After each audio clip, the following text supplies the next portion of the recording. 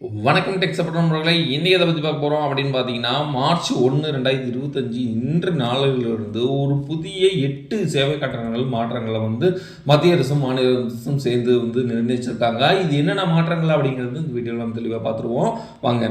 UPI பரிவர்த்தனை கட்டணங்கள சில மாற்றங்கள் கொண்டு வந்திருக்காங்க. 2000க்கு அதிகமான வணிக பரிவர்த்தனைகள் merchant to merchant, customer to merchant அது மாதிரி பண்றாங்க, டிரான்சாக்ஷன் பண்றாங்கன்னா ஒரு சிறிய கட்டணம் விதிக்கப்பட்டிருக்குதுன்னு சொல்லியிருக்காங்க. இது பொதுமக்களுக்கு B2Bன்னு சொல்லக்கூடிய நீங்க நார்மலா நீங்க யூபிஐ பண்றீங்க, உங்க ஃப்ரெண்ட்ஸ்க்கு நீங்க பண்றீங்கன்னா அதுக்கு சேவை கட்டணங்கள் எதுவும் இல்லை அப்படின்னு சொல்லியிருக்காங்க. இப்போ கமர்ஷியலா நீங்க சேல் பண்றீங்க, ஏதாவது கடையில் நீங்க பர்ச்சேஸ் பண்றீங்கன்னா 2000க்கு மேல பர்ச்சேஸ் பண்றீங்கன்னா உங்களுக்கு சேவை கட்டணங்கள் விதிச்சிருக்காங்க. 0.5% 1% வரைக்கும் உங்களுக்கு சேவை கட்டணங்களை விதிச்சிருக்காங்க. 10,000க்கு மேல் பரிவர்த்தனைகள் கூடுதல் கட்டணம் இருக்கலாம் அப்படின்னு சொல்லியிருக்காங்க. இதில் பொதுமக்களுக்கு இடையே செய்யப்படும் பரிவர்த்தனைகளுக்கு சேவை கட்டணங்கள் எதுவும் இல்லை அப்படின்னு சொல்லி தெளிவாக கூறியிருக்காங்க.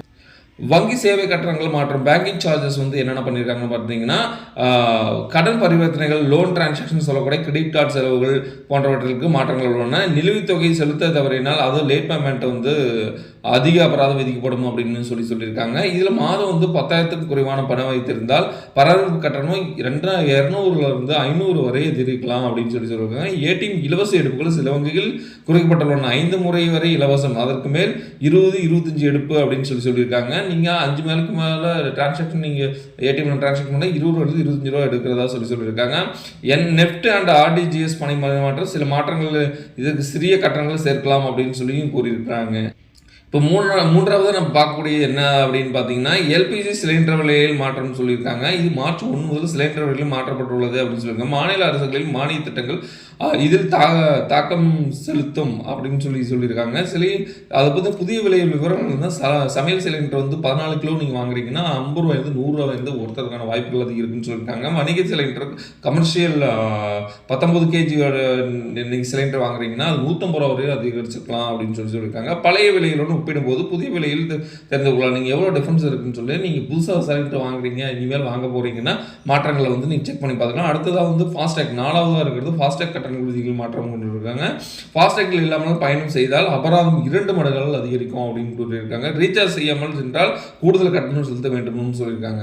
அது இல்லாமல் ஃபாஸ்டேக் இல்லாமல் சென்றால் டோல் கட்டணத்தில் 2 மடங்கு அபராதம் சேரும் அப்படின்னு சொல்றாங்க. தாமதமாக கட்டினால் 10 to 500 100 to 500 அபராதம்னு சொல்லியிருக்காங்க. ஃபாஸ்டேக் புதிய விண்ணப்ப கட்டணம் 100 to 200 வரை அதிகரிக்கும் அப்படின்னு சொல்லியிருக்காங்க.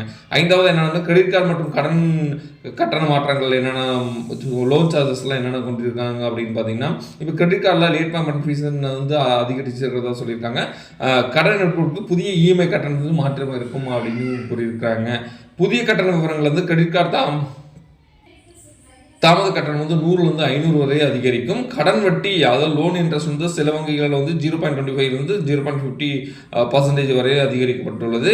புதிய கட்டண சேவை 500 to 2000 வரைக்கும் இருக்கும் அப்படின்னு சொல்லி தெளிவாக கூறியிருக்கிறாங்க. இப்போ பங்குச்சந்தை முதலீட்டாளர்கள் நீங்கள் பங்குச்சந்தையில் ஏதாவது டிரான்சாக்ஷன் பண்ணுறீங்கன்னா பங்குச்சந்தை முதலீட்டு விதிகள் மாற்றங்கள் ஸ்டாக் மார்க்கெட் சார்ஜஸ் செபி தெரிவிச்சிருக்கு. செபி புதிய விதிகளின்படி டிரான்சாக்ஷன் கட்டணம் அது மாற்றப்பட்டுள்ளது. புதிய கட்டண விவரங்கள் பங்குச்சந்தையில் பரிவர்த்தனை சேவை கட்டணம் 0.01%லிருந்து 0.05% வரை கூடலாம்னு சொல்லியிருக்காங்க. டிமாண்ட் அக்கௌண்ட் பராமரிப்பு கட்டணம் 300 to 1000 வரை இருக்கலாம் அப்படின்னு சொல்லியிருக்காங்க.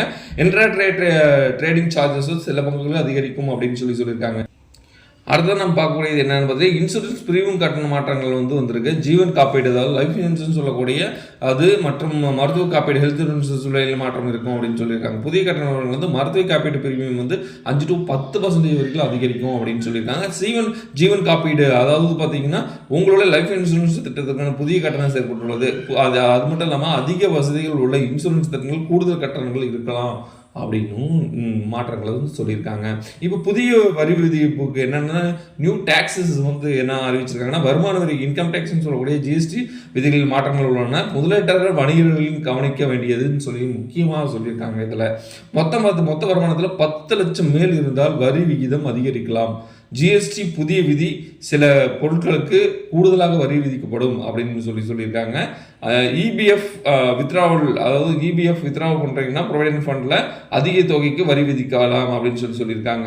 இந்த 8 விதிகளும் வந்து புதுசாக வந்து அறிவிச்சிருக்காங்க. இந்த 8 விதிகளில் மக்களுக்கு எந்த அளவுக்கு பயனுள்ளதாக இருக்குது அப்படின்னு சொல்லி நீங்கள் பார்த்துட்டு சொல்லுங்கள். கமெண்ட் செக்ஷனில் கமெண்ட் பண்ணுங்கள்.